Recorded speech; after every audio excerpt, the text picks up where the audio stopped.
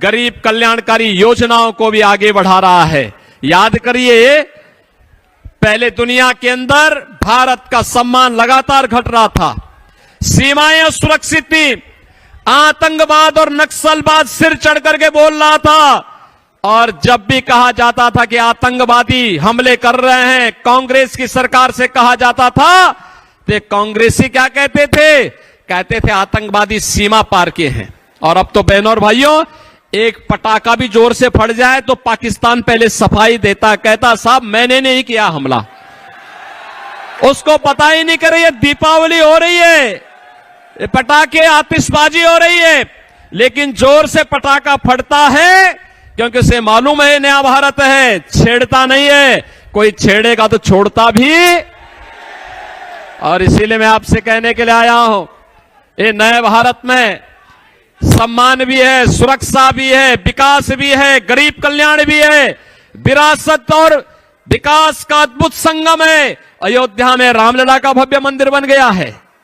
अब कांग्रेसियों को इस पे भी चिढ़ है, कांग्रेसियों को यह भी चिढ़ है कि अयोध्या में राम मंदिर का निर्माण क्यों हो गया।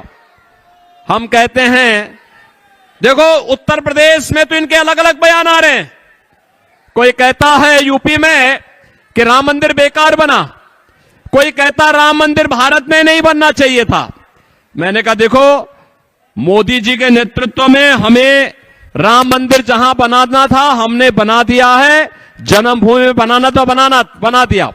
मैं कांग्रेसियों से ही कहता हूं, भाई आपको मौका है, आप भी इटली में एक राम मंदिर का निर्माण करा दीजिए। और राम मंदिर से चिढ़ है तो वहां बजरंग बली का ही एक मंदिर बना दीजिए। लेकिन बहनों और भाइयों, भगवान इनको सद्बुद्धि नहीं देंगे। कांग्रेस के नेता कहते हैं कि सत्ता में आएंगे तो राम मंदिर को धुलवाएंगे।